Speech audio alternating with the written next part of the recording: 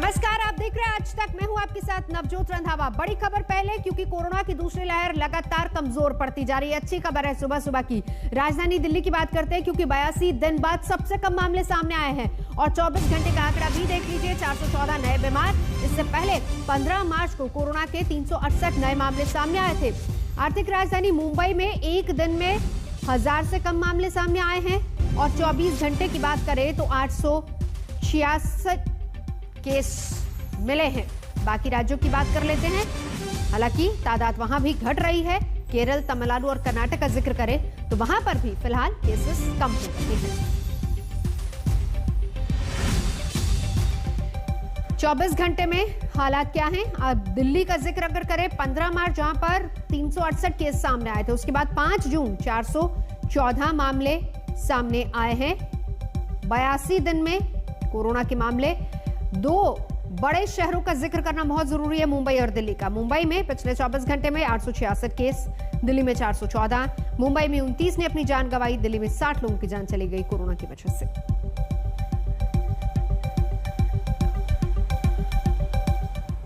तो कोरोना के केस घटने के बाद अब दिल्ली में रियायत देने की तैयारी है। बाजार और दफ्तरों समेत कई क्षेत्रों को छूट दी जाने वाली है। मुख्यमंत्री अरविंद केजरीवाल ने सोमवार से होने वाले अनलॉक के ऐलान किया। साथ ही चेताया कि इस ढील के बीच हमें सावधानियां जरूर बरतनी होगी ताकि कोरोना का खतरा राजधानी पर फिर से न बढ़े।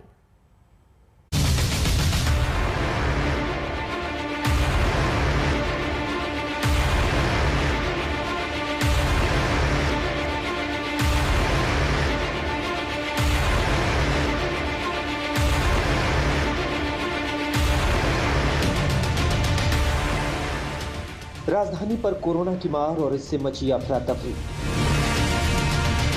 करीब 2 महीने दिल्ली का हाल कुछ ऐसा रहा कि लोगों के साथ सरकार भी चिंता में आ गई।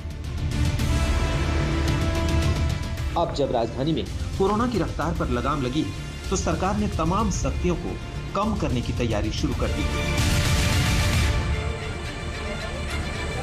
करीब 2 महीने से जारी लॉकडाउन की पाबंदियों के बाद दिल्ली सरकार ने सोमवार से कुछ पाबंदियों में ढील देने का फैसला किया है। कोरोना संक्रमण में आ रही गिरावट को देखते हुए केजरीवाल सरकार ने लोगों को उनके काम पर वापस लौटने का रोड मैप तैयार किया है। इसके तहत सोमवार से कई क्षेत्रों में छूट दी जाएगी, लेकिन शर्तों के साथ। सोमवार से दिल्ली के सभी बाजार और मॉल खुल जाएंगे, लेकिन ऑड इवन व्यवस्था के तहत, यानी आधी दुकानें एक दिन खुलेंगी और बाकी आधी दुकानें दूसरे दिन।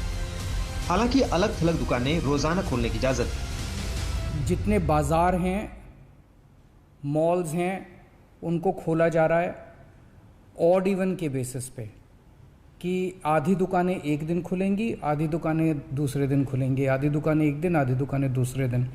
10 बजे से सुबह 10 बजे से शाम को 8 बजे तक दुकान नंबर के हिसाब से, ऑड इवन के हिसाब से दुकानें खोली जाएंगी। लंबे वक्त के लॉकडाउन के बाद आखिरकार दिल्ली अनलॉक होने जा रही है। इस वक्त हम मौजूद है चांदनी चौक इलाके में। सरकार की गाइडलाइंस के मुताबिक अब दिल्ली जो अनलॉक होगी उसमें एक बार फिर से ऑड इवन का फॉर्मूला जो है वो अपनाया जाएगा। इस वक्त हम मौजूद है चांदनी चौक की तमाम दुकानों पर। आपको नजर दिखाएंगे कि किस तरीके से अभी से दुकानों के बाहर ऑड इवन फॉर्मूला के जो नंबर्स है वो यहाँ पर लगने शुरू हुए हैं, ताकि सोमवार से जब दिल्ली अनलॉक हो तो सिर्फ ऑड नंबर के या इवन नंबर के दुकानदार ही दुकान खोलने के लिए आए। ये एक बड़ी राहत जो है वो दिल्ली के तमाम व्यापारियों को मिलती हुई फिलहाल नजर आ रही है। कई सरकारी दफ्तर पहले भी आवश्यक सेवा के तहत चालू थे, लेकिन सोमवार से सभी सरकारी दफ्तरों के दरवाजे खुल जाएंगे। सरकारी दफ्तरों में ग्रुप ए के सभी अधिकारी आ सकेंगे, जबकि बाकी के कर्मचारियों की क्षमता आधी होगी। इसी तरह आधी क्षमता के साथ निजी दफ्तरों को भी खोलने की इजाजत दे दी गई। जितने प्राइवेट ऑफिसेज हैं उन सभी प्राइवेट ऑफिसेज में 50% मैन पावर के साथ वो खोले जा सकते हैं, और लेकिन कोशिश करेंगे कि ज़्यादा से ज़्यादा लोग वर्क फ्रॉम होम करें और अपने प्राइवेट ऑफिसेज कोशिश करें अपने टाइम को स्टैगर करने की, कि ताकि सब लोग एक साथ सड़क पे ना आए। केजरीवाल सरकार के ऐलान से निजी दफ्तरों में काम करने वाली दिल्ली की बड़ी आबादी के माथे की लकीरें थोड़ी हल्की पड़ी हैं। रोजगार छिन जाने के डर के साए में एक एक दिन घर पर काट रहे लोग अब सोमवार से दफ्तर जाने की तैयारी में जुट गए हैं। तमाम सरकारी दफ्तरों में भी अगर कहा जाए तो ग्रुप ए के जितने भी कर्मचारी हैं उनका 100% आने की इजाजत जो है वो सरकार की तरफ से दी गई है।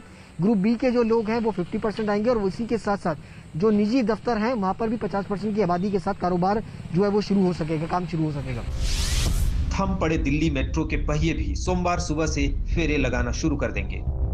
मेट्रो को आधी क्षमता के साथ चलाने की इजाजत दी गई है।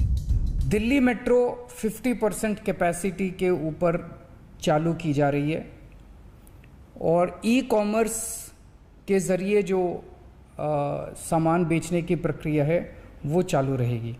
तो मोटे मोटे तौर पे ये चीज़ों की रियायत दी जा रही है और मैं उम्मीद करता हूँ इसके बाद देखेंगे कि आने वाले हफ्ते के अंदर भी कोरोना की स्थिति अगर काबू में रही तो और कई सारी एक्टिविटीज़ को फिर उसके अगले हफ्ते खोलेंगे। दरअसल आंकड़े साफ बता रहे हैं कि दिल्ली में कोरोना संक्रमण की रफ्तार काफी हद तक काबू में आ चुकी है। दूसरी लहर में दिल्ली में 20 अप्रैल को सबसे ज्यादा 28,395 मरीज दर्ज हुए, जबकि आज यानी 5 जून को नए मरीजों की संख्या सिर्फ 414 है। वहीं 3 मई को दिल्ली में कोरोना से सबसे ज्यादा 448 मौत दर्ज हुई, जबकि 5 जून को कोरोना से जान गंवाने वालों की संख्या 60 रही। मुख्यमंत्री अरविंद केजरीवाल कह रहे हैं कि जो हुआ सो हुआ, अब उनकी तैयारी अगले संभावित खतरे को लेकर है। इस बार कोरोना की जो पीक आई थी, मतलब एक दिन में मैक्सिमम कितने केस आए, लगभग 28,000 के करीब केसेस आए थे एक दिन में, 22 या 23 अप्रैल के आसपास। अगली पीक कितनी हो सकती है, तो ये तय किया गया कि अगली पीक 37,000 एक्सपर्ट्स के साथ बात करके, ऑफिसर्स के साथ बात करके, सबके साथ बात करके कि 37,000 पीक मान के इसकी तैयारी शुरू की जाए। दिल्ली में रियायतों का दौर पिछले हफ्ते ही शुरू हो चुका था, लेकिन तब सिर्फ फैक्ट्रियों और कंस्ट्रक्शन से जुड़े कामों की छूट दी गई थी। इतनी सीमित छूट के बावजूद दिल्ली की सड़कों पर जाम लगना शुरू हो गया था। ये सच है कि लॉकडाउन और पाबंदियां लंबे अरसे तक कोरोना से निपटने का तरीका नहीं हो सकती, लेकिन कोरोना वायरस अभी भी कहीं गया नहीं है। लिहाजा रियायतों के नए दौर में भीड़ भाड़ से निपटना दिल्ली वालों के लिए बड़ी चुनौती होगी।